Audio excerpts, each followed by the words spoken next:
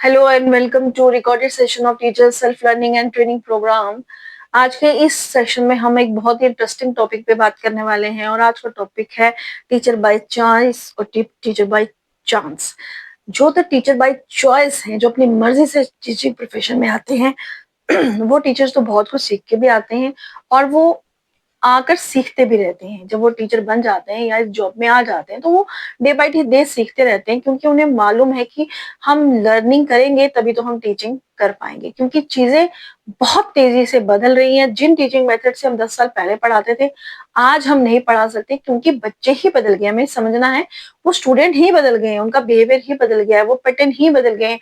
तो हम उन्हीं तरीकों से नहीं पढ़ा सकते। चीजें बहुत तेजी से चेंज हो रही हैं। और अगर आप बाय चांस भी टीचर बन गए हैं, अगर आपको इस टीचर प्रोफेशन में बाय चांस आने का भी मौका मिल गया है, तो भी कोई बात नहीं। आप डे बाय डे लर्निंग कर सकते हैं, आप सीख सकते हैं। आप अपना सबसे पहले आप अपना लर्निंग एटीट्यूड रखिए, डे बाय डे सीखिए, चीजों को समझने की कोशिश कीजिए और अपनी क्लास में जाइए। तो उसमें भी कोई डरने वाली बात नहीं है कि अगर आप बाय चांस टीचर बन गए। लेकिन अगर आप बाय चांस भी टीचर बने हैं तो आपको ये समझना होगा कि आप अपनी कंट्री के फ्यूचर के साथ डील कर रहे हैं। ये अपने माइंड में रख के चलिए। ये एक बहुत इंपॉर्टेंट और जो है वो बात है समझने की।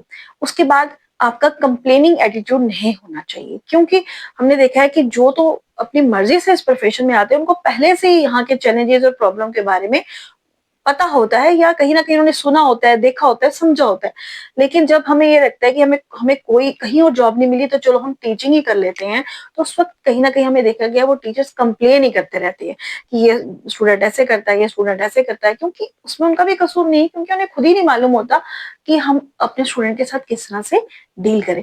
तो कंप्लेनिंग एटीट्यूड ना रखते हुए अपना लर्निंग एटीट्यूड रखिए।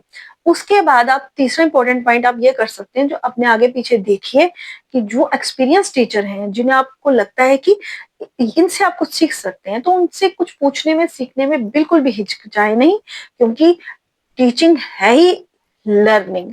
और अगर आप किसी से पूछने में शर्म महसूस करते हैं या नहीं पूछ पाते, तो प्लेटफॉर्म है ऑनलाइन। तो बहुत से ऑनलाइन प्लेटफॉर्म हैं जिनसे आप सीख सकते हैं और आप अपनी क्लास में आगे बढ़ सकते हैं, अपने टीचिंग प्रोफेशन में आगे बढ़ सकते हैं।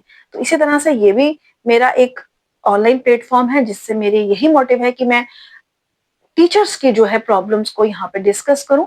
और अगर आपकी भी कोई प्रॉब्लम है तो प्लीज आप मुझे कमेंट बॉक्स में जरूर लिखिए, मैं जरूर उस प्रॉब्लम के ऊपर वीडियो बनाऊंगी। Thank you.